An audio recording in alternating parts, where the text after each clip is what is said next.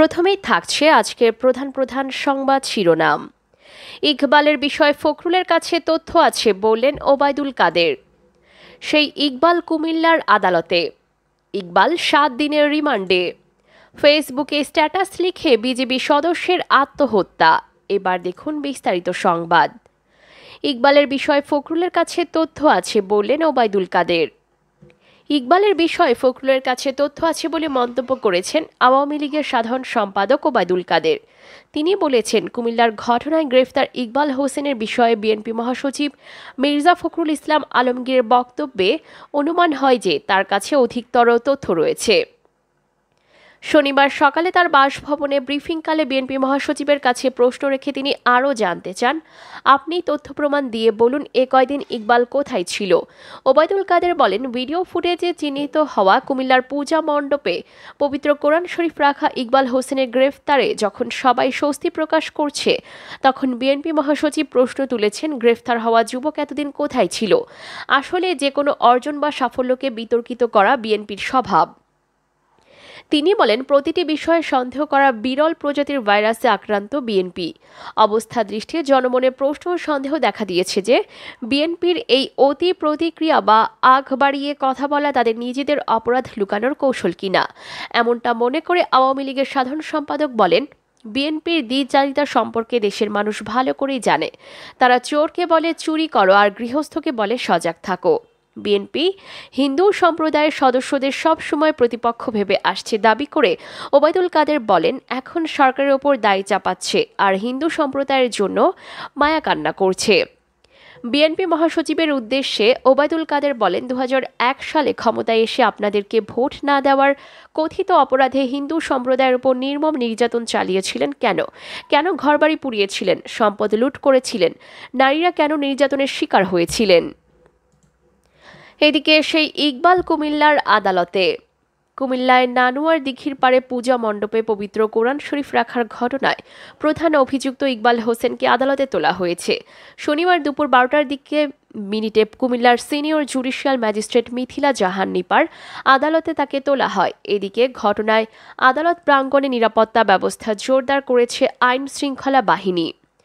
এর আগে শুক্রবার বিকালে কুমিল্লায় পূজা মণ্ডপে পবিত্র কোরআন রাখার কথা স্বীকার করেছে গ্রেফতার ইকবাল হোসেন। পুলিশের উচ্চ পর্যায়ের তদন্ত দলের জিজ্ঞাসাবাদে কেন ও কার নির্দেশে সে কাজটি করেছে এ বিষয়ে তথ্য দিয়েছে ইকবাল। এ বিষয়ে জানতে চাইলে অতিরিক্ত police super M Tanvir Ahmed যুগান্তরকে বলেন, ইকবালকে জিজ্ঞাসাবাদ করা হয়। ঢাকা থেকে আসা পুলিশের উচ্চ পর্যায়ের একটি দল তাকে জিজ্ঞাসাবাদ করে। এছাড়া জেলা পুলিশ, গোয়েন্দা শাখা সহ বিভিন্ন পর্যায়ের কর্মকর্তারাও তাকে জিজ্ঞাসাবাদ করে। পর্যটন নগরী কক্সবাজার সমুদ্র সৈকত থেকে বৃহস্পতিবার রাতে ইকবাল হোসেনকে গ্রেফতার করা হয়।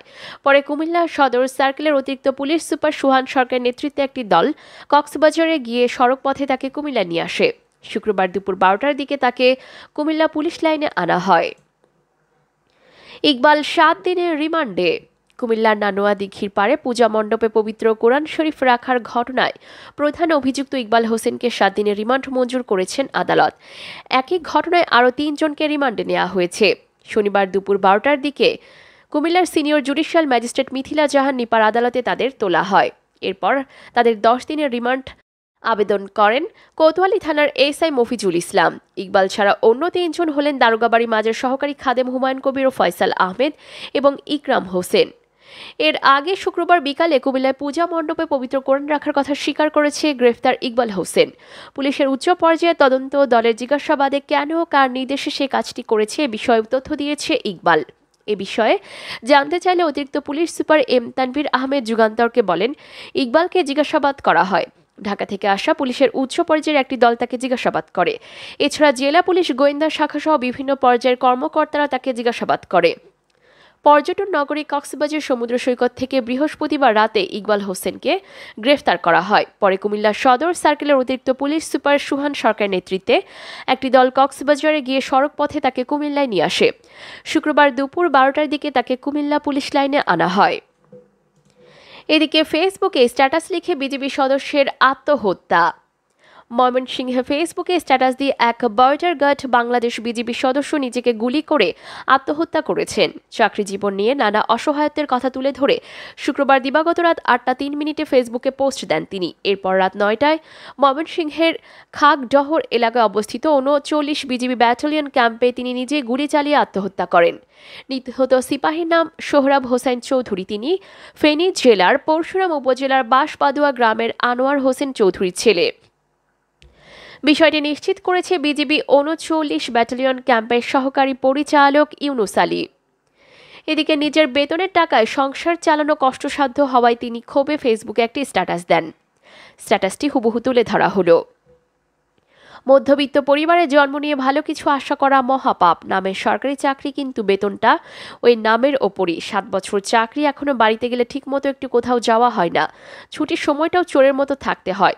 গত কিছুদিন আগে আম্মা খুব অসুস্থ হয়ে পড়ল।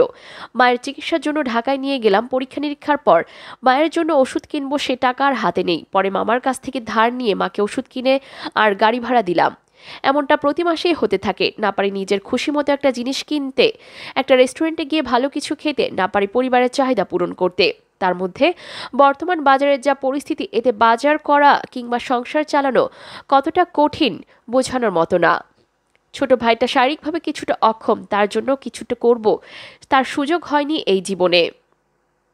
এমন পরিস্থিতিতে মানুষ প্রশ্ন করে বিয়ে করি না কেন, কিন্তু মানুষকে তো আমার সরকারি চাকরির ভেতরটা দেখাতে পারি না। আমার বেতন, আমার সুযোগ সুবিধা, সেভিংস, এই সব কিছুতে অন্য একটা মানুষকে আনা আমার জন্য মরার ওপর খাড়ার ঘা। তাই বিয়ের চিন্তা করিও না, শুধু খেয়ে পড়ে বেঁচে থাকলে পারলেই খুশি। এমন চাইলাম, তাও আর হয়ে উঠল না। 7টা বছর মানসিক যন্ত্রণার অভাবের সঙ্গে যুদ্ধ করতে করতে সত্যি বড় ক্লান্ত হয়ে পড়েছি। এবার একটা রেস্ট দরকার। আমার পরিবার, সহকর্মী, সিনিয়র জুনিয়র, আমার বন্ধুদের কাছে ক্ষমা চেয়ে নিচ্ছি। এই নিকৃষ্ট কাজের জন্য পারলে ক্ষমা করবেন, এছাড়া বিকল্প কোনো পথ আমার ছিল না। এ বিষয়ে কোতোয়ালি মডেল থানার পরিদর্শক ফারুক হোসেন জানান, খবর পেয়ে রাতে মরদেহ উদ্ধার করা হয়েছে। শিরোথালা রিপোর্ট তৈরি করে ময়নাতদন্তের জন্য ময়মনসিংহ মেডিকেল কলেজ হাসপাতালে মর্গে পাঠানো হয়েছে। পুলিশ জানিয়েছে, প্রাথমিকভাবে ধারণা করা হচ্ছে নিজের বন্দুকের গুলিতেই তিনি আত্মহত্যা করেছেন। ময়নাতদন্তের পর বিস্তারিত জানা যাবে। কোতোয়ালি মডেল থানার পরিদর্শক তদন্ত ফারুক হোসেন বলেন, আত্মহত্যার আগে তিনি ফেসবুক পেজে একটি স্ট্যাটাস লিখে গেছেন। সেখানে চাকরি জীবন নিয়ে নানা অসহায়ত্বের কথা তুলে ধরেন।